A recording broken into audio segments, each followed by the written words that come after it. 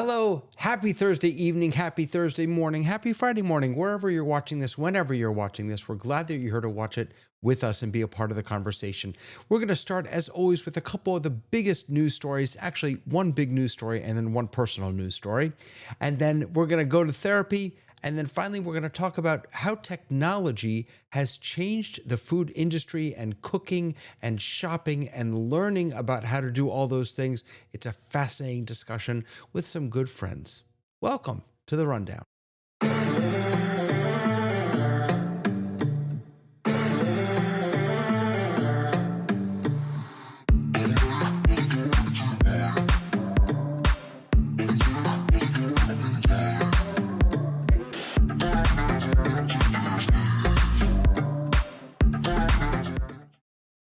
Hello, friends. Welcome, welcome, welcome to the Rundown. It's good to have you here, and it's good to have Tamara here, as always.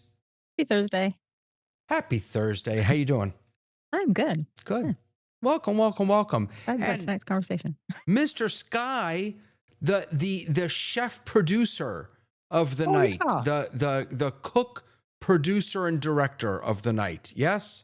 I didn't know anything about cooking until I started producing other people's shows. And now I know the difference between sugar and salt.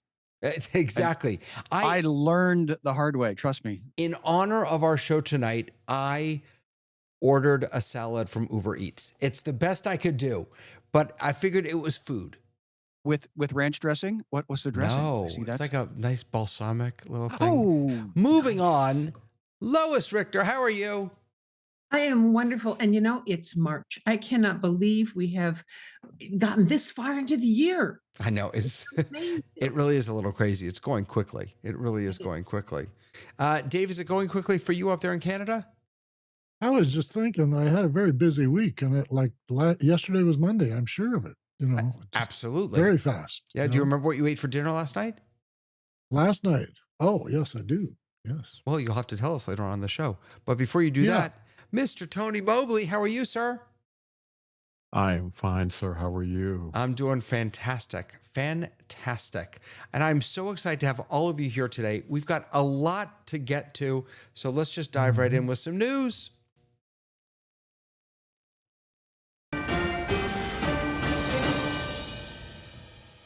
That was a little late on the video popping in there, but News that's there, okay. yeah. That's all right. There was some awkward silence there.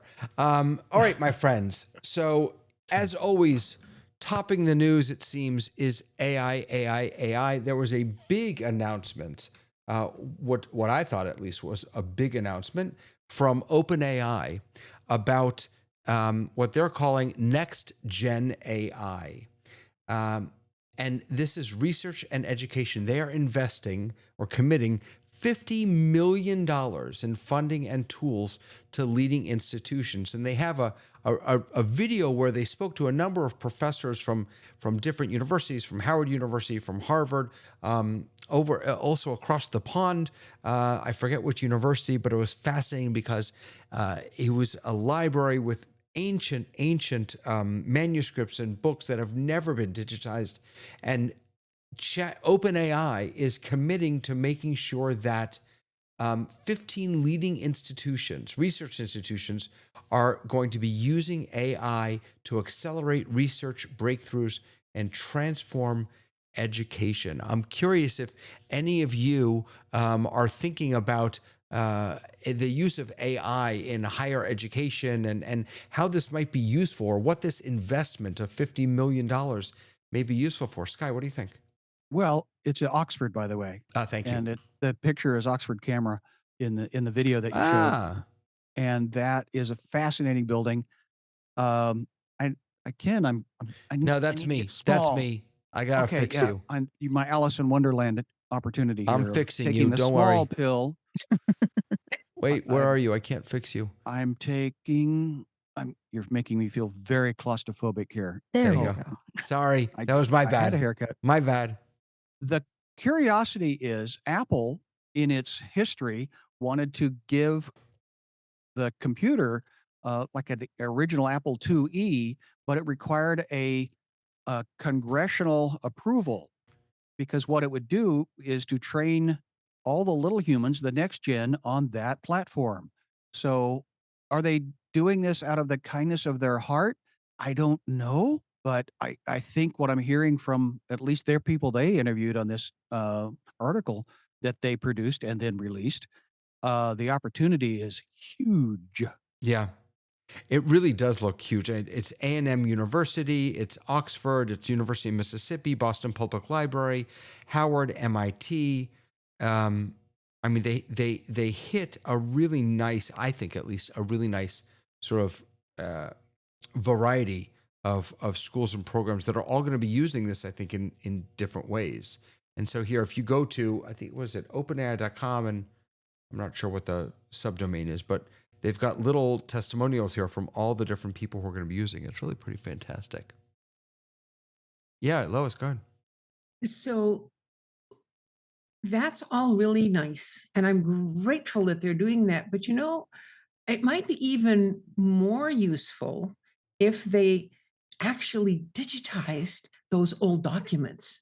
Well, And then we could look at them too. no, and I think that's part of what they're. I think that's what they're talking about doing. Yeah, so the relevant question perhaps is, what is the use of AI in getting that work done? And I think that's because, remember, we're not talking about pristine textbooks that you can scan with Cam Scanner on your iPhone and it'll all use OCR and it'll automatically be digitized. So I think that the use of AI perhaps for that work. Do you think AI can read those old texts in Old English and all that stuff?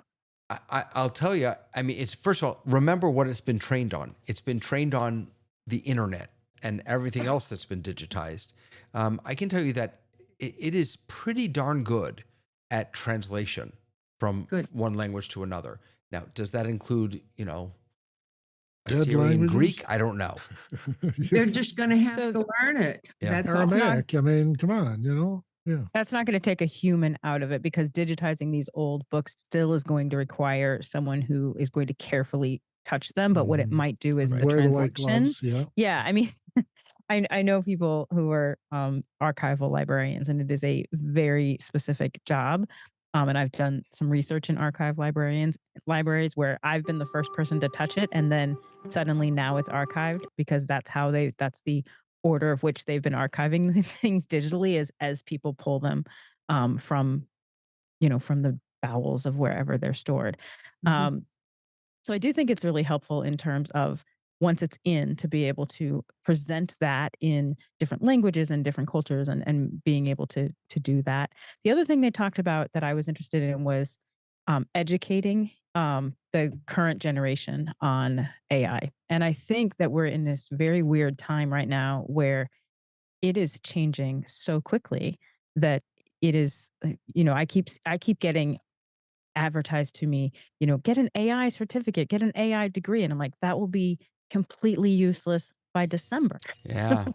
So it's we're in a really weird time, which we have been in, in the mid 90s with the internet, where people need to know what's coming up, but it's like quicksand, it's just completely changing so rapidly that it's hard to kind of train on that. So who owns That was my once it's digitized? Because historically, wasn't Google the one that was doing this? And then they said, and now we own that, and the publishing of it and the writers of it are going, but what? Yeah. That So, could be but another again, question. Yep. the Yeah. 15th century dead person uh, may not care, but I will tell you that if you use anything about Einstein, his foundation will come after you. Same with Frank Sinatra. Ask me how I know. Uh-oh. Don't Uh-oh. ask him. Yeah, Don't don't ask. ask. Right. Exactly. Don't ask me how I know. But Um, we had to go as a creative a kind of different direction than using a likeness of either of those people from New Jersey that we wanted to talk about, but we did. And is in the agreements for them to train the model, right? Because now this is all this information that has been bequeathed to whatever university for whatever reason, some of which gives them access to money. Is that then become, whoever digitizes it gets to, now or in the future, use that information as a training model. and what's so powerful about this to me, and this is going to lead into to the next story, is is access. Is that Mhm. these tools and the investments that companies like OpenAI are making, we think we're so used to everything being available. We're so used to just us having access to everything that we sometimes forget. And you see this in the Oxford video, that there's a lot of stuff that human eyes have never laid eyes, human eyes have never seen. And to think about not only digitizing that and letting us see it, but making it more accessible. There are really two pieces to the puzzle. One is making it available. The other is making it accessible. And that's where this second story comes in. And this is, I said before that this is a little bit of a personal one. So, Sky, I think it was you who asked me maybe last time or the time before, last time you were here, about, I had mentioned, or maybe it was Tony, I'd mentioned a tool called Safaria. And Safaria is it's a tool that pretty much every person who teaches anything Jewish in the world has used. And basically what Safari does is it makes sacred Jewish texts available. That's what it does. So here, this is, if I want to pull up something from the Bible, I can pull up Genesis, I can pull up verse 15. And now here you can see I've got the original Hebrew, I've got the English, there are multiple translations. If I click on any of this, I can get almost, there's no such thing as every commentary, but almost every commentary from a Jewish perspective, at least, ever written on this. 4,000 years? Yeah, it's insane. It's unbelievable what they've done. It's not every commentary, but it's hundreds and thousands of commentaries and all hyperlinked, all connected. It's an unbelievable resource. And again, my brother uses a similar one. I just want to say Logos. thank you for sharing that with me. Oh, did you play with it? Did you look? Yes. Oh, cool. I have been playing with it. So my brother uses Logos Bible software. Yep. And so from his perspective, it's similar where, he gets commentary, he can get multiple versions of the translations.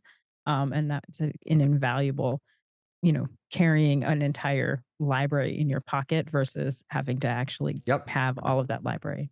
So imagine my surprise when earlier this week I received an email, because I'm on their mailing list, saying that Safaria is now using AI. Let's just remember the context here. These are sacred texts, like Bible stuff, okay? Original source material, and they're now incorporating AI into this. And so they did a whole video about it, and they have 4 tenets that they're upholding. One is transparency. They'll always be transparent about when they're using AI and how they're using it. Learning first. For a lot of folks who use this resource, they are asking specific questions about Jewish law. And so they've said here that AI will never, the goal is not for AI to answer those questions. It's AI to help you learn, continued evaluation, and feedback. So they have started this topic pages now. And well, I'll just show you one. So let's go to a top, oh, wait a second, where's my mouse? Okay. So let's go to over here. Come on. All right, Safaria, and let's find a topic page. How do I find a topic page? I have no idea how to find a topic page. Oh, here, explore topics. All right, what should we do? Let's explore topics. All right, let's do Genesis. Genesis? Yeah. Is that a topic? Where do you see Genesis? The origin story. The tree of knowledge. Genesis. All right, let's see if that comes up. I don't know. All right, so here is a, wait, does this one have it though? No, wait. Let's go back. Let me choose one of these. Let's choose wisdom. I'm just going to choose wisdom. Okay. Perfect. Yeah, this is what I wanted. So now what you've got is, first of all, up in the top here, you've got a little note that says some of the text on this page has been AI generated. And again, I just need to say again, this is biblical source material. Like this, we're not talking about the menu at Arby's. Like we're talking, like people go to this for, okay, sorry. So the foundation of wisdom. It gives us a little, all of these, I believe, all these little summaries are AI generated. And then it gives you a quote that it comes from. And I think it's fascinating. I think it's absolutely fascinating that a tool as important to the Jewish world, at least, as Sepharia. And I can only imagine that if it's happening here, it is happening or will be happening to Christian sources, to Muslim, to Islamic sources, to Buddhist, who knows, that religions, mainstream religions, are going to start seeing AI popping up and teaching their people and preaching their texts and who knows what else. So I can't wait for I'm the super uncomfortable. hallucinations. Wait. Okay, Tony first. We'll make the rounds. Go, Tony. You don't have to So raise what your I hand. Put your hand down. What are you doing? so so what I was thinking about, I mentioned it kind of last night during my show. Um, the idea of having theological conversations in AI, I think, is extremely powerful. And I have been having these conversations with ChatGPT from terms of all kinds of theological questions. I've asked questions about other religions, and then there's this back and forth. But on last night, we talked about super AI on Conversation with Tony Mobley. And so this sort of pulls me back into that conversation that I had last night with Ken Jordan. I think that we are definitely on the threshold of actually, I'm gleaning a lot of satisfaction from the conversation that I'm having with ChatGPT from the level that it's on now.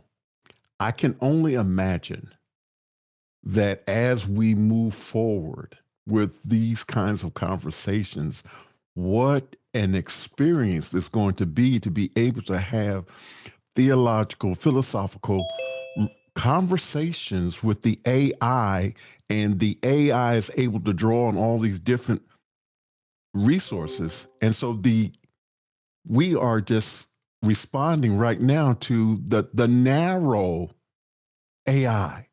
And it's a great conversation. Yeah. Can you imagine when it becomes the Prophetic AI. and the AI is not responding to programming, it's actually thinking about the conversation that you're having. I'm just going to stop there. It's crazy. Lois, what do you think?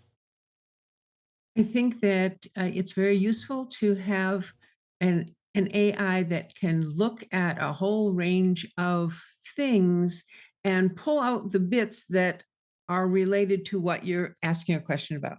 So in Quakers, we have a book called The Faith and Practice, and each yearly meeting creates one of these things periodically, and it's huge. And if I want to know about peace, I can put in to an AI who has read the entire book about peace, and it can refer back to all the places where peace is talked about. And so I can hopefully learn not only what the summary is, but where it got the information. So if it continues to give me the citations, I'll be really happy. Fair enough. Sky. I'm uncomfortable. I'm the change is hard.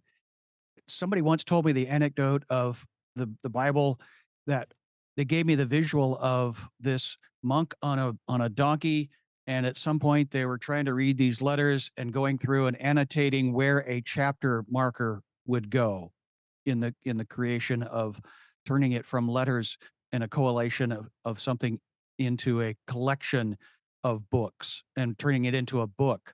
So that AI is this new technology does kind of remind me again of Gutenberg. And that's where, I think of Los Angeles and that Huntington Library that talked about amazing opportunity that they went from animal skins to paper, which I've talked about before. And somehow that was somebody had to sanctify it wasn't going to be on animal skins anymore, because if we did the sacred text that way, we'd deplete the entire European continent in about a year and a half. Go ahead, Tamara. All right. So I feel like I'm always on the other side of this argument, and I'm going to be on this side now. I love AI. I love the idea of exactly what Lois said, of it pulling information out of, a bunch of sources and being able to summarize it or give it to me in however it is. But right now, my experience going onto Google, every time I do a search, they have an AI generated text at the top that is I 9 times can't out of stand 10 that thing. wrong. Yeah. So what I want is that AI will be transformative, but it's not now. And what I would like is for some institutions to be a little slower about their adoption of it. And I think that's where I feel religiously I can see it in the future. I can see there being a parallel infrastructure of like doing research in it, but these are sacred texts. And I really want to make sure that what is being, because not everybody who uses those kind of texts are as well informed as other people. No, And they're if going to read their it and believe it. information Right. comes to them in its sacred, that it's going to come to them wrong, and that will become their sacred text. Please, people So- believe every tweet they see on X. I mean, so of course they're going to just believe what they So, see here. yeah, I mean, I Well- believe that there will be a place for AI. I just wish that we would be a little slower in some cases to adopt it. Yeah. Tony, go ahead. I think that anyone who is just taking the word or the information from one AI is deluding themselves, because there is always the opportunity of false positives. I use reference material when I'm working on a sermon, and I will use multiple sources. I am double checking whatever I use, whatever scriptures that I'm using. I'm always trying to look at the original language in which the text has been presented. And I think that it's important for those who are seriously considering using AI as a tool to be as resourceful, or not resourceful, but maybe as prudent in terms of finding out, making sure that if I'm using this, is this actually accurate? And But these are the curated databases. These are the databases that have been curated for religious professionals to utilize, saying, here, we've collected everything for you. And now to say, we've collected everything for you, but some of it might not be accurate, is completely completely against what the whole purpose of that particular kind of database is.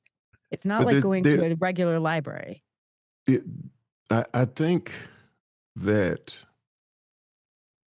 and I can only take the experience that I've had with people who are of the faith and interaction that I've had that are currently using AI in terms of research, that most of them have a significant personal library when it comes to biblical text. And so I would push back a little bit and say that even though these sources are available on AI, that we would need to still do our due diligence in terms of referring to our reference material that we may have at our homes or in other libraries. So, but like Logos, that is your library. It is a copy of what my brother has in his text. So if suddenly that library, which was the curated library of translations, of text, of like commentary, was now had AI in it. And right now it's labeled, David. And someday it might not be labeled. It may be obsequious like everything else. Yeah. And Tony, then you don't know what's true. Tony, I am surrounded right now in every direction by bookshelves. And 2 years ago, these bookshelves were full of books. I got rid of most of them because I realized that I hadn't gone to them or opened them in years because I was accessing it all digitally. So why do I need to carry this stuff around with me? So I have put a lot of trust in these digital tools, and I still trust Safaria and whatever, I do trust them. I just think it's an boy, do we live in interesting times when even our sacred texts are now starting to be influenced by perhaps by AI. But my bigger question at the moment is, Dave, is the doctor in? Oh yeah, we're here for you. We're here to help. Help? Good, because I need some help. And it has nothing to do with think you AI. do, yes. It has everything to do with the fact that I can't unplug. I can't. Yeah. And it's not because I don't try. It's not because I don't want to. It's because Discord, Slack, email, Facebook, all these tools that I genuinely use not for evil. Like I have good reasons for using them. I'm not doom strolling. I have good reasons for using them. But because of them, how do you ever unplug?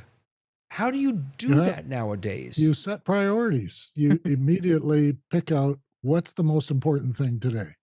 So in the past, 3 months maybe now, we've been renovating a kitchen at our community center, and being president, I'm the last word on any decisions.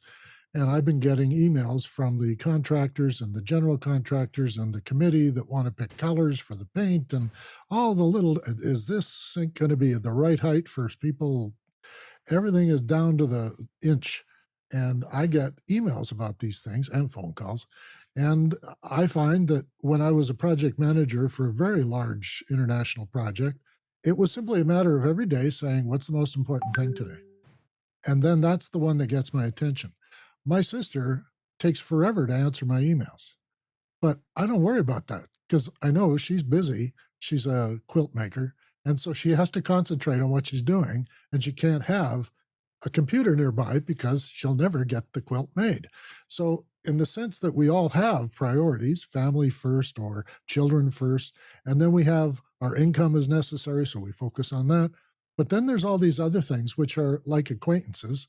I don't see a lot of my friends every day, but some cultures do, and they make time for it and they work it into their day. Maybe you've got to be able to do the same thing. Are you just a better person than I am? You make it sound so simple. No. Lois, go ahead. Well, it is simple Lois with your and then practice, Sky. Yeah. So for many years, I had a company called The Organizer. Got started in 1980. I retired in 2015. The way that people successfully handle what you're talking about, David, is they schedule the time that they're going to do what. So if you think that in your business, for whatever you're doing, that you have to see your email every single day, well, then you schedule it for a certain time at the place, but you only do it at then.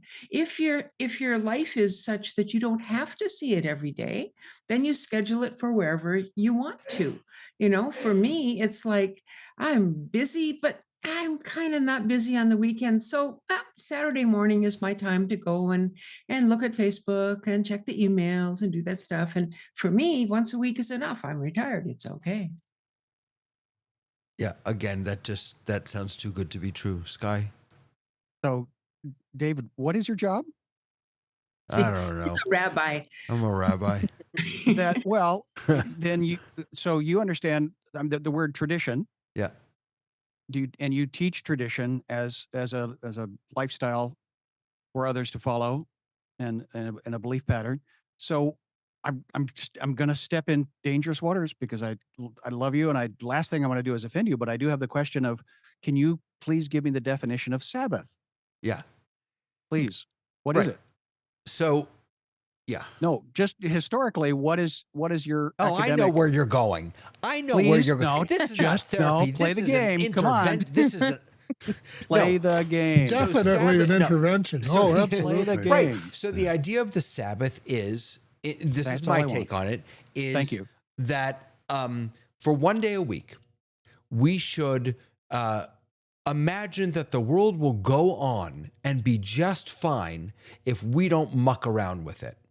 right? If we don't respond to that email, if we don't answer that No, text, no, if no, we no, don't, no. Historically, and wherever the history came from, let's just play with the Sabbath where outside the of history came from, well, yeah. it's to remember. It's two reasons. It's number what is this, Tony? He's like put me on the spot. It's to remember the creation of the world, and it's to remember the exodus from Egypt. Those are the two reasons we're given to celebrate Shabbat. The Okay, Sabbath. Yeah. Shabbat. Thank you. And I mispronounced it. So No, You the need to make Sabbath's the same time thing. a to digital stare Shabbat out at could- the window and do nothing. and nothing is a something in the creation of Well, it's not to do who nothing. we are. No, the Sabbath is not about doing nothing at all. In fact, quite the opposite. Please. The Hebrew is in the Bible is la'asot et Shabbat. It's an active verb. You have to make the Sabbath. It's a very active thing, but it's not. Sure. But you're not making something human. You're sanctifying what God has made, and the whole idea Yes. is all those Stare out the apps that window I and look just at it. listed, that if I don't respond to them for 25 hours, everyone will be just fine. Yes. And that's true. And intellectually, I get that. I do. Well, then But there is put it in this- your heart and there follow is it. no, but there is this I don't know, is it dopamine, whatever, but they've injected something into these apps that I think it's FOMO. hard for anyone to admit to It's- to ignore the fact that they are addictive. They draw us in. They demand our attention. So And you I can agree resist. with everything that has been said, and it's all true. I'm never going to give up all my stuff. Here's what I'm going to suggest to you, David, because this is what I've started to do. Little teeny tiny steps. At the half an hour before I go to bed, I plug in my phone to recharge it across the room. I take my little watch off, and I do something else. I read for half an hour. So that is what I've started in the tiniest amount of steps. So my suggestion to you is do not go big. Do not go full day, all of this. Pick a tiny amount of time, put your machines in another planet and take that half hour. And after that half hour, you're fine. But I actually have found that it's been really relaxing. I think But it's I have lovely. to do it in the tiniest way because I'm the same way. Right. I mean, do unfortunately, jump that's in, my Tony. TikTok half hour. But Yeah. but yes, I hear you, Tony. Go ahead. Yeah, I am exactly like you, David. Me too. And I See, think I think love that- him. I love this man. I think the thing that made the difference for me, He's just and maybe enabling people you, are tired of hearing this, but the fact that I was down last year, how sick I was last year, and I wasn't able to do all of the emails. I wasn't able to do my learning on YouTube. And so after having that experience, after understanding very clearly everything goes on very well without me, the world didn't end because I wasn't able to do my show. Yeah. You know, all of these different things that just stopped because I was ill. So as a response to that, I'm very intentional about the time that I spend with my wife. And so we have movie night or TV show night or whatever you want to call it. I'm going to be transparent. I wasn't doing that before. I was always about learning the new thing, making the improvement on my setup, the stuff that I had to do for the house of worship, all of that. And I love technology. I love it. I never get enough of it. But having had that experience, I understand very clearly now that I have to make time for my loved ones. It's important. There are 7 of us. We have a Zoom meeting every Sunday at 7 p.m. our time. And no matter where we are, we have a check-in. And we do that. And so the thing that I would say is that when you think about how precious And our real wealth is our time. If you think about how precious that is, I would say work on the improvement of what you do with your time, and then make time for other things that are not technology. And that's what I've had to Well, learn to do. yeah. My wife and I, when we sit on the patio, we look Amen. at each other and say, this is what everyone's working for, which is to just stop. Just stop and take in the world. The Sabbath can be any day of the week if you want. Yep. Exactly. And I think the drug of FOMO is what you've been injected with, fear of Mhm. missing out. And I think you've just heard, okay, the old word is testimony. Preach it, Mhm. brother. And Yeah. it's about, time. And even Bill Gates says, that's the one thing that I have equal with every other human since humans began. That's Yeah. why Genesis was so interesting to me. You know what I've long really not liked is when people say, I just don't have time. I think that is such a cop out. You have all the time that you need to do whatever you want to do. It's just a question of what do you prioritize. Not a priority. Right. Yeah. And for me, putting food in my mouth hole is a priority. I never run out of But you're time so to put skinny. food in my mouth hole. Never. Oh, Never ever. What are you holding up, Dave? I am going to make a confession here to begin our next segment. Okay. I'm not allowed to be unsupervised in a kitchen supply store or appliance shop because I come out with something almost every time. Now, I convince myself that I need these things, but it turns out that a lot of things get in the drawer, and I used it 3 times and I forget I even have it. This here is a Graham Carr stir stick, which I sent away for when I was a teenager. I used to watch a show at coming home from school and watch the show. And they are beautiful and they're just nicely simple, but this is the best stir stick I've ever used. And I had to have another carpenter make another one when I burned one of these things. And he used the same format and carved it out really beautifully. And so now I have 2 of these, one left-handed one, a right-handed one. So I'm just going to start us off with kitchen implements and tools have changed dramatically, and we can carry on. They have indeed. And I just want to show up here that Tlalak is watching, and it's good to have you here. And Gary also and Dan are watching, but make your time worth your time. Jalale's got so much wisdom. Love that man. That's fantastic. Mm. I thank you all for helping me. I appreciate it. Help? And now we can move on to the main story.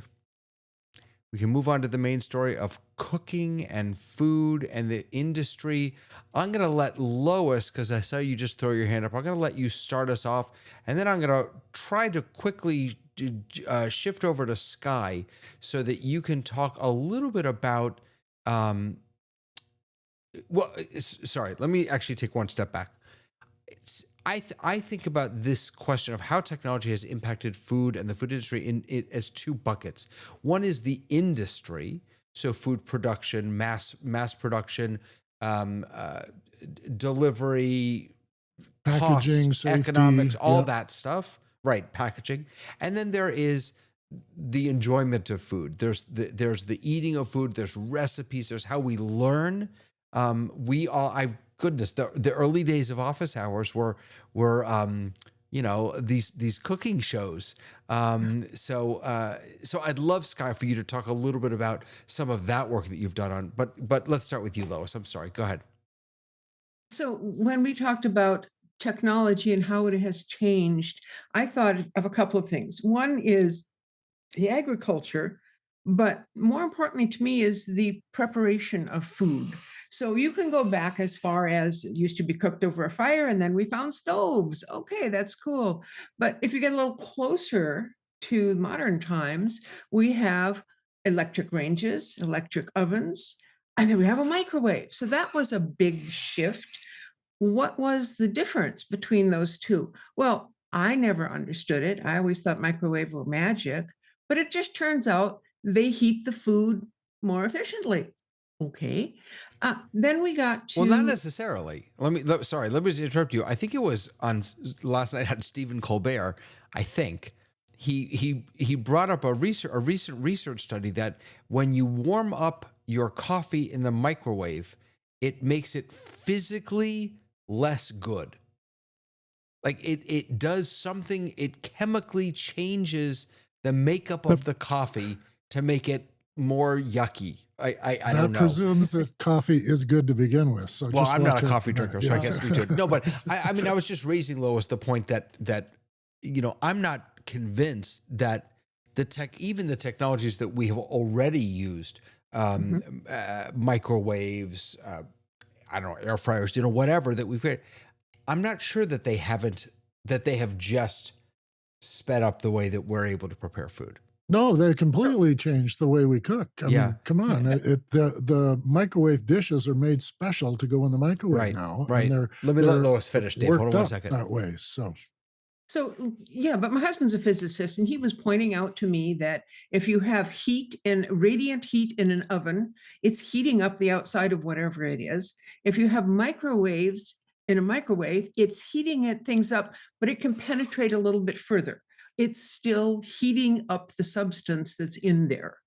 It's not magically heating the center and then working its way out, which is how microwaves were described to me years ago. But in any case, it has changed how we do things because you can get stuff heated up faster. And so, that's big. I have heard a lot of things lately about something called an air fryer. And I don't see how that is any different than an oven with a convection fan My in wife it. swears by So- her air fryer. She makes Love everything it. in it. Yeah, but it's hot air moving around something which is in the middle of your oven, and it's usually in a basket so the air gets all the way around it and stuff. But I can do that in my convection oven, can't I? I don't know. I don't know. Again, I got a salad from Uber Eats, so that's the extent of my of my for dinner. That's the extent of my Sky. What's your take on all this? Well, you invited me to talk about the Graham Kerr experience, and I should introduce who Graham Kerr is. In the 60s, almost at the beginning of international television, this gentleman who was English came from New Zealand, then Australia to Ottawa, Ontario, Canada, and became a celebrity TV chef. And at the time, there wasn't a lot of networking that was individual TV channels. And so that a lot of TV channels needed content. And in the middle of the afternoon, something other than a soap opera, which we're still evolving, a benign cooking show with a very charming British accent. And even Dave mentioned he had one of the tools that he remembered as a child coming home and being entertained by this gentleman teaching cooking. Now, the secret that he had was that everything he filmed was live. And the what if something might happen was kind of the spontaneity that I learned after interviewing him for 32 hours to do a documentary about his life. And his wife came from theater. So she understood where the tension of that was. But at the end, the payoff was there was always going to be usually a woman, brought up and enjoyed the meal that he had cooked there, and everybody kind of voyeuristically got to enjoy the meal with her, and he was always very sumptuous, and it was kind of he was a little bit naughty, and it was just a you know kind of titillating on you know television that was being broadcast. But he one of the tools that he mentioned that after he wrote several of the 30 books he wrote, he realized he was killing people with his salts and sugars and fats. And so more of the books of that 30 are about health. And he talked about food being sensual. Now, I come from Kansas. Sensual is almost like a four-letter dirty word to me. I didn't understand what he meant until he said, no, no, no. Your senses. You have taste, you have sight, you have smell. Now, the tricky part is you eat from that sensual component from the neck up. The challenge that he took on was how do you now eat that it won't kill you from the neck down? And so that's the Graham Kerr question that he, at that time, started writing books and using television medium when it was first beginning. But he kind of started, along with Julia Child, using meat technology that was available at that point to educate. But his wife, being a producer, I mean, his producer of 1,800 episodes, she was the one that kept it being entertaining. And it was also at the beginning of kind of television in the 60s. Mhm. So And that so What was was the that. name? What was the show called? Galloping Gourmet. What? And so you can what look at when we on cook Amazon.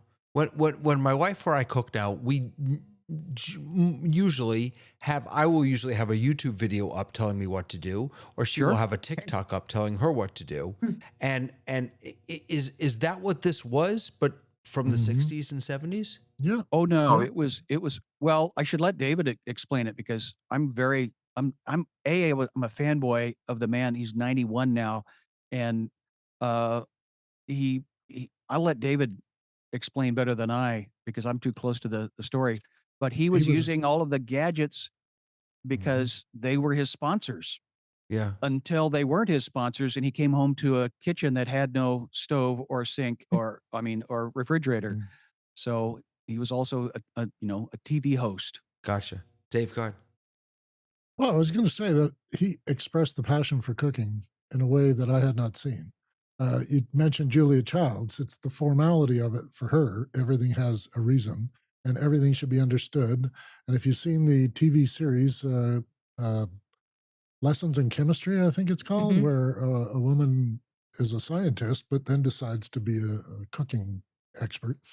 And this to me was the thing that my mother had 7 children, and cooking was a chore. It was an enterprise. And so I never got to see her enjoy doing it. And when I saw Graham Kerr gallop around his studio and run out to the people and tell them about clarified butter and all the other things that I learned from those episodes, how to mix a wine into a sauce, and then how to do a sauce that it isn't just open the package, add water, and do that, which is what most people were doing in the 60s. So I guess my sense of the Galloping Gourmet was that he expressed a passion for cooking anything, and he went around the world to get recipes and showed us things we thought we well, first of all never saw, and then secondly we learned what it meant to the people who had that as their family recipe. So I felt all the time that he was going to give me something new, and I did. And now we get that from TikTok and Mhm. from YouTube. We're being exposed to other people's recipes and other people's ideas of food, all around the world for gathering people for a meal. It's actually about sharing your other people that you love with things that you love to make for them. So, Well, yes, and I mean, I would take issue with that a little bit because I'm not sure it's quite as wholesome as one of my. I love Gordon Ramsay, mostly because F is every other word out of his mouth. But he's good TV. He's great TV. Actually, I have no idea if he's a good chef. I assume he is, but he's great TV, and his shows are not about gathering loved ones around the table. His shows are about screaming and yelling at people and Entertainment. entertain But I right, think entertainment. I think that's why TikTok is doing as well as it is, right? Because TikTok is totally different. People are like, especially now that we have global TikTok, when America went down, everybody got to be at the table. And I'm fascinated because I'm following a woman in Sweden who every day cooks, Swedish food. And Yeah. it has made me today my family and I are cooking hummus and pita bread. And it's been like we went to the internet, got our information. Now some of it or old family recipes as well. But it's something that we can do together.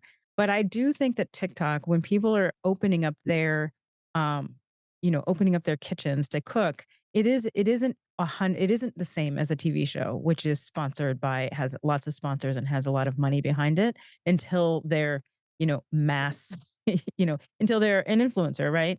But I do think that there's something really kind of fun about that. When we first went down into lockdown, I was doing theater. I had 5 shows in 3 states that I shut down in 16 minutes.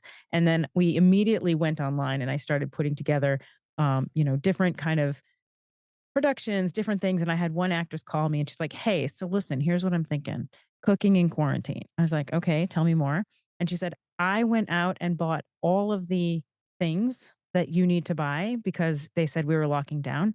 She opened up her New York house and her little apartment. And she's like, "Today we're making plantains." And she goes, "Here's the thing. I don't know how to cook." And I'm like, "But you somehow got ingredients that like no one really uses in their everyday life."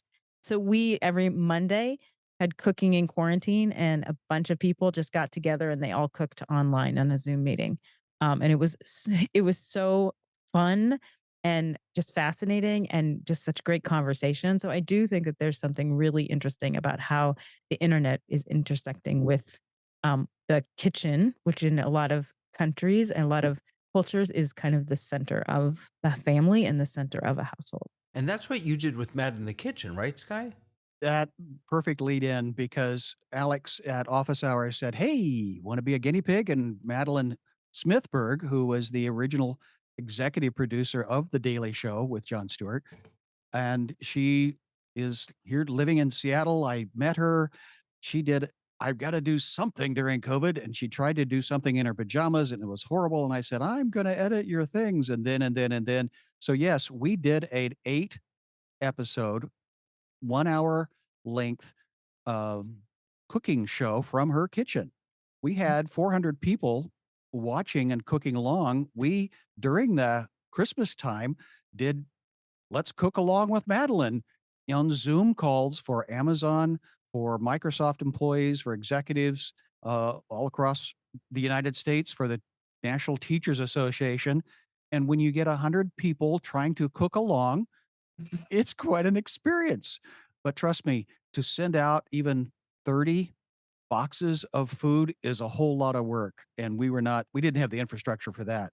But if we wanted just to do, "Hey, here's the recipe, go get it, and you can cook along if you want," we had a lot of fun. Like instead of tech kits, you needed to send out food kits, ingredient Well, kits. yeah, and that there were institutions that had that facility, but they didn't have the chefs.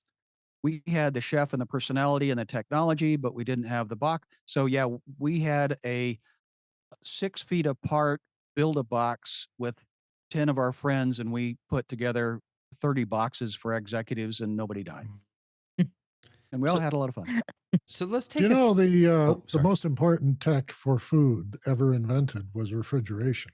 Right. Mhm. There we go. I want to talk about, yeah. Yeah, because without refrigeration, a lot of food was not able to be kept. Now we have wide spectrums of food, and the produce aisle is huge because you don't have to freeze all the stuff. You can actually get it fresh. But in the early days, when you only had just a few things that you could access, like, I don't know, oranges only came at certain time of year and apples at another time of year, and then tomatoes were in season or they weren't, and you had varying meals. Well, with refrigeration and commercial refrigeration, that is the fast freezing thing, they were able to produce whole meals and then just flash freeze them, and now you can have them. I'm thinking also about uh, uh, other technologies that are in the kitchen. AI powered appliances, and what was that, Tamara? What was that? The thing The that meter. yeah. Hey, that's fun. It's Lois's. I'll toss Sorry, back to her, but I Lois. will Sorry. support her with my love as well. So meter, MEATER, is a thermometer device and application, which you have the application on your phone, you have the device, you put it in the meat, you stick the whole thing in the oven, meat, you thermometer all, and it records the temperature inside, the temperature outside. It calculates how fast things are changing. You have told it what you're cooking and what temperature you want to be at the end, and it does all of this calculation and work and sets an alarm and said, "Okay, take it out now and rest it for 10 minutes and then it'll be perfect." And it's an amazing thing. It's a little tool, but boy, is it fun. It's $100. Totally worth it. Totally worth it. You can get it for, it was It's on sale for $100. $69 at around Christmas. My brother asked for Well, there are one, and I different was like, versions. There are there's different different versions. You can go with the They're lower 10% version. off, It's fine. apparently. Yes. There's There's the Meter knockoff Plus version. and Meter SE. Jump in, Tony. Come on, jump in. Yeah, I just wanted to share that as a person who I got married in 1990, and the agreement that my wife and I had was that I would do all the cooking. And Uh-huh. so for all of those years, up until this last 2 years, I had done all the cooking. And one of my great tools, believe it or not, was having the iPad in the kitchen and using Google Notes and Apple Notes. And I would have pictures and recipes on my iPad, and I actually even had in my notes, I would have videos of recipes and the total preparation of it. So sometimes we can use the technologies that we have for other things to use in the kitchen. So I just wanted to mention that. Absolutely. And you know what I was thinking about when you were speaking was because Gary in the chat just wrote TV dinners, and in so many ways technology has made cooking more accessible and more fun, but it can also really sort of ruin the experience. There's something about as you said, Sky, the sensuality. Right? There's something about the experience of preparing a meal that is lost when you are throwing microwave mac and cheese in the machine. But I want us to step back, because I'm just keeping an eye on the time. I want us to step back and think a little bit about some of the technologies that take place long before the food reaches us. I'm thinking about robotics in food preparation. I'm thinking about what's it called when lab grown meats and artificial this and that and all those different people. What are some of the areas of where technology is either causing concern for you, or perhaps raising some red flags, or maybe even coming to the rescue? Lois, what do you think? So this is a little bit of a tangent, but not too much.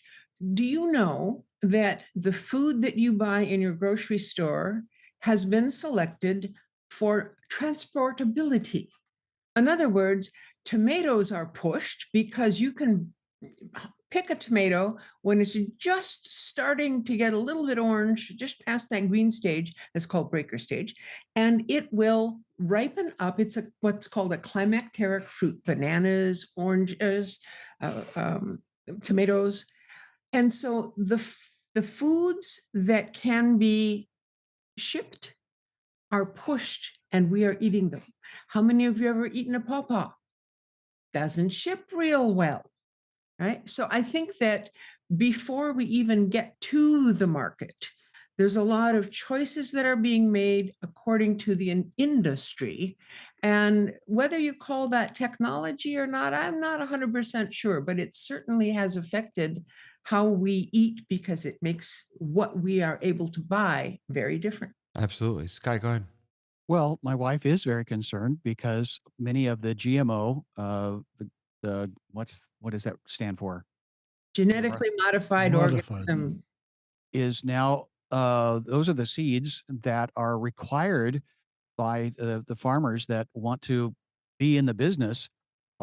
They're basically just hired guns for the pharmaceutical industry that is making this seed plant, and then they turn the profit. I mean, turn this whatever they harvest back over to the people that brought in the seeds, and they're owned by the pharmaceutical industry. And so this is but wait a minute, that's our health you're messing with. And so there's a concern there. My wife's concern is for our daughter, whose health is now being modified by something that got modified that isn't. And so there's a trickle down. And Sky, I just to make things even worse, if that wasn't bad enough. Thank you. No, Gary just wrote in the chat about GPS tractors for planting and harvesting. Oh, yeah. That farmers are now. There's a real chance that some of that a lot of that manual labor that is just fundamental for farmers and for a lot of immigrants and other folks that won't be necessary. You want to see technology, in you the near climb future. into a harvester Yeah. on the prairies and look at the controls he's got. He can figure out how many bushels he's got and what Yeah. grade they are just as they come off the leaf. I mean, it's so specific now that they can know exactly what profit they got when they go to Is bed. that good news or bad news, Dave? Until Well, I think it's good news because the No. harvest is not lost if he knows what he's doing. If he's got a part Until- of the field yeah. that's not as prosperous as the other, he can change the way he plants to balance that out and then get a better harvest, more consistent in terms of quality. But we used to have to grade the grain. In fact, in Canada here, Canadians don't eat the same grain that we export. We give away the good stuff to the exports. It makes a lot of money for us. And then we get it's okay. to watch the Clarkson farm. It'll teach you a lot about farming in England. Very funny because it's Jeremy Clarkson, but that he spent so much money and didn't make any profit at the end. And that was the best advertising for holistic solutions, if of anything. And yes, to the technology point, is it good or bad? The farmers are now historically be able to fix their tractor that they've spent close to $1 million on.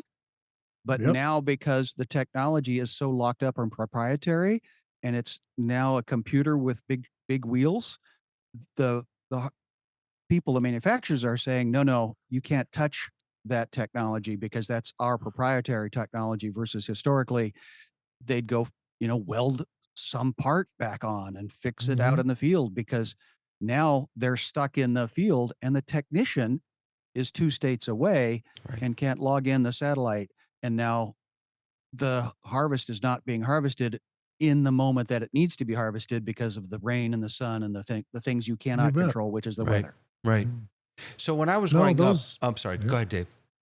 Well, I was just going to add to that the farmers are actually quite sophisticated. The ones that I talk to, they actually know how to program, and they Yeah. would like to modify the program. And they feel they bought the program with the tractor, and then they've now lobbied our government, and they're now considering this particular government leaving us here with the next election was in real good progress of giving them the right to, and they had to convince the John Deeres and the others and the Steyr tractor makers to stop doing that in Canada, and we would allow people to fix their own tractors. Huh. So when I was a kid, every Saturday night at 5 p.m., my father would take me and my brother to McDonald's. And I would get 12 beef patties, special sauce, lettuce, cheese, pickles, onions, and a sesame seed bun. This was before I kept kosher or was a vegetarian. Now I'm both, which means no Big Mac for me. But I can have an Impossible Whopper whenever I want.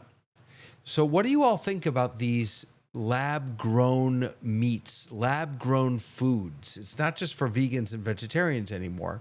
How do you feel about technology actually creating new foods for us to consume? And I'm not only asking, do you enjoy the taste, but do you have a sense about how you feel about how technology is changing the food industry for the betterment of the environment, perhaps? For the betterment of health, human health, perhaps? What do you think? Well, I've been very comfortable with artificial crab meat and artificial fish. That's going very well. Some of the sausages are really good, the meatless sausages. And I have had the A&W non-meat burger, and I couldn't tell you the difference. It was just as tasty, as long as it doesn't get cold. Apparently, it really loses the flavor when it's cold. So yeah, I'm all for trying to substitute things because we didn't always eat the things we do now.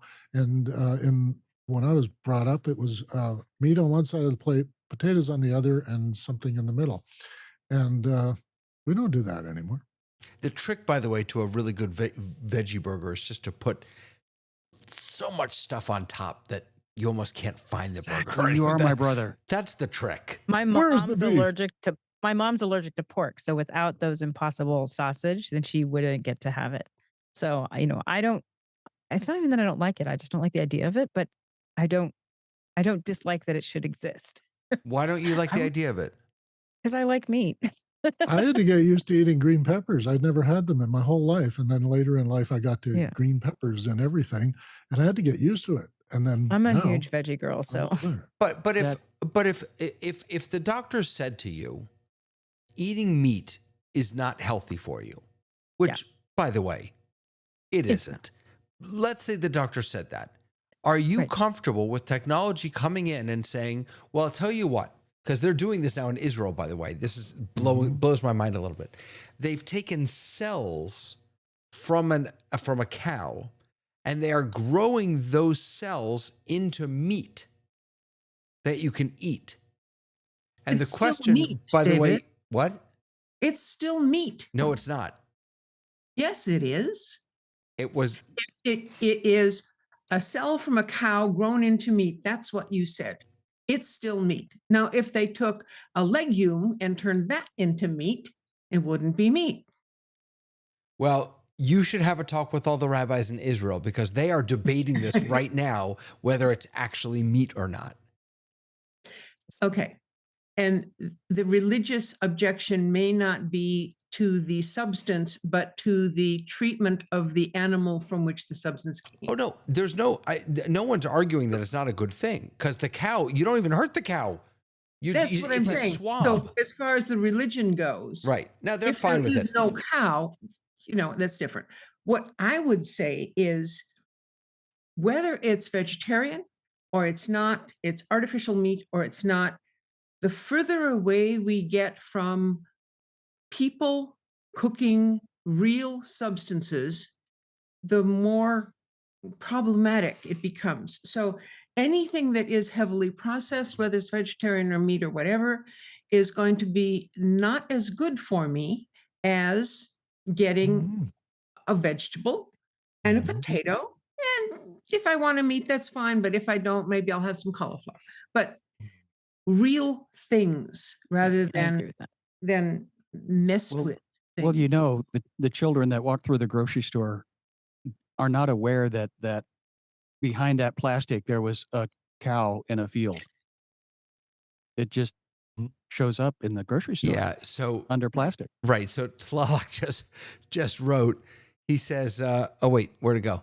No, come back. I want to see that message. No, this one." He wrote. Where is it? There we go. Have you ever noticed that many people are only okay with meat if they never think about them coming from an animal? And you're right. The way we Yep. see it packaged in the store, you have no idea where it comes from. No idea. I Mhm. think people would have a better understanding of food if they had to clean a fish or other game. And that's true. I'll never forget in high It's true. school, they Yeah. took us to the kosher butcher in the background and they showed us how it was done. And then I'll never forget this. Everybody They watched showed us, it. and then we came out to the fight. Okay, would anyone like to get a sandwich or corned beef sandwich? Gross. No, Absolutely you not. just showed us like How it's done. Right. Yes. Don't know how the hot dogs are made. No. exactly. Yes. So, Exactly. but I'm only one generation away from farming itself. So I've seen them slaughter a cow and I've seen them raise a cow. I've seen them rescue a cow. So it's all part of making food for people. And if you want that food, it's great. And if nobody eats meat, they will change. Farming will change. And that's easy. One of the other technologies I wanted to get at was packaging, because I've had the experience now twice to be in Japan and see how they package. And it's insane how good it is. And one Yeah. of the things that my son showed me was a single tab unwrapping. They make packaging that is all sort of put together, and then there's one tab, and you virtually pull it open, the whole thing opens like a lotus, and there's what you got. And I have never had that experience. I've had to hack away at stuff to get it out of these sealed vacuum form things, and then I damaged the food. But they have this thing about everything has to work. And I told my son, I thought, well, this is meant to be opened in a car. While you got one hand on the wheel, you want to be able to open that sandwich and get out, and then drive. But not a lot of people in Japan drive. They ride on the train and they don't want to have a lot of trash. So Well, I think their this packaging is was made by the people that are put out of work when CDs and DVDs are no longer wrapped, awesome. because you could That's right, never yes. open those packages. That's right. Yes, you needed. But Scissors. that also raises another question: is that the way technology has helped the food industry respond to our demand for single serve, Fresh and things safe. like Yep. that. The amount of trash that we have created is just astronomical. There's Reuters had nothing a like it. recent story of an Italian town where they've got an app just for the farmers, and they can go to restaurants and pick up leftover stuff, the carved out things, the chopped vegetables that never got cooked, and that sort of stuff, because they were in a drought situation and they couldn't have their own feed for the cows, and so they go and these trucks will deliver it to the farmer, and it comes from all the leftover stuff that is always thrown away in a restaurant. And I thought that was just a brilliant recycling Yeah, that's concept, amazing. Yeah, because so it's not anything they're going to make as part of the food. It's all that other stuff that's left when you chop up all the things. So let's talk about that also. Why has technology not been able to help us figure out how to make food access more equitable? How is that And Is it possible? is it It technology has or is it government oversight? commerce. Because it's commerce. people. Because Commerce, yes. like my brother used to work in produce section, and they would burn food at the end of the day that was just starting to go bad, and the reasoning it was that they didn't want a homeless person taking it out of the trash. There's no reason in the United States of America why anyone is hungry. None. Zero. We have food. So like I think some of it has to do with that. It's people Well, and getting in the way of people Right. trying to do good. And so there's a lot of places where there's a lot of good being done. I mean, heck, you want to talk about fun stuff. I have a plum tree in my backyard. There's no way we can eat all of that. So we call the local gleaners and they come and they harvest all the fruit, and there's volunteer teams that do that. Then they take it and they put it in the food closet and people eat it. And that can happen if people want it to happen. And if people want to not have it happen, then they can stop it. It could definitely happen, Lois. I think that, and Yeah. those are, beautiful examples. We do that also. I'm thinking more on a global scale, though. That one of the things that technology is really good at is it's solving problems, and this is a really big problem. And There are some people working on it. well, not fast enough. well, Yeah, that's right. this Well, they is- don't have a lot of The funding. Yes, that's technology true. exists. It's the implementation that humans are getting in the way of. Right. Yeah. I think this that's is true. where today, Mm. and so Tamara, I feel like I'm, Debbie Downer on that and this next topic, because I thought, well, what is the population? Well, currently, according to one statistic, it could be we are living with 8.2 billion humans currently on this mud ball called Earth, with India now on the rise and taking over what China at 1.4 billion in that governmental institution, with China being 1.4 also, and United States coming in a measly third at 340 million, Indonesia at 280 million, Pakistan at 250 million. And so the point earlier of people needing to eat, the transportation opportunity, that refrigeration, and the ability to move things around magically on freeways and trucks has changed the world, but people are still starving, but not as bad as now. This is the weird part, not as bad as it used to be. Mhm. Now there's a whole different statistic that I More don't have the nutrition data now. on, but Yeah. Yeah. What do you make of the comment, as the climate changes, from Ian Vatness, as the climate changes, more people will be living in places where food is not. People need to adapt and move where the food is, Or where it will be.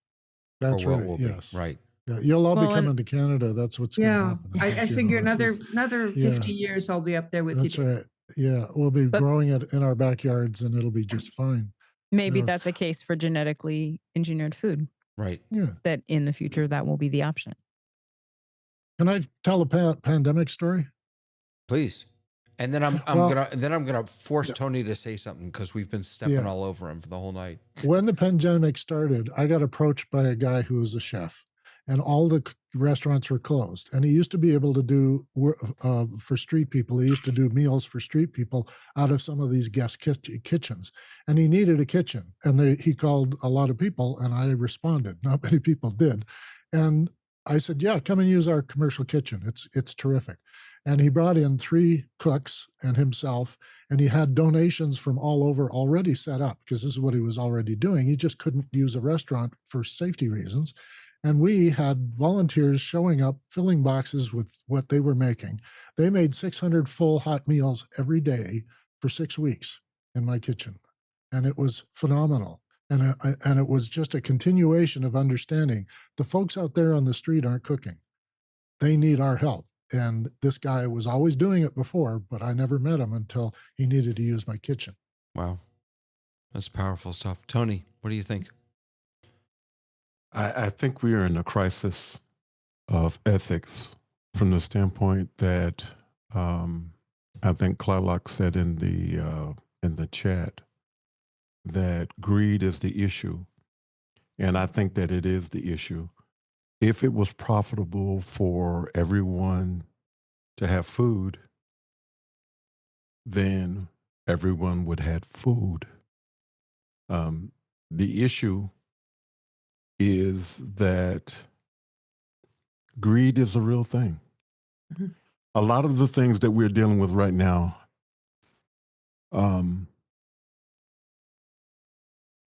are because there is a lack of compass, morality. Unfortunately, these are not particularly uplifting ideas and topics, but when you look at everything that's going on in the world, and sometimes it just seems overwhelming, we are bombarded with so many things that the fact that someone may be starving somewhere is not newsworthy. And we kind of live in a world where it's me first, and then I'm trying not to be political, but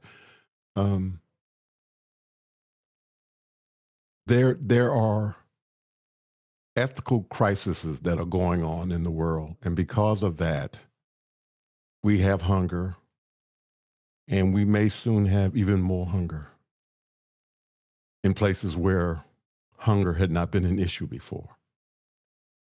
And I'm just going to stop talking now because, Yep. yeah. No, look, it's truth.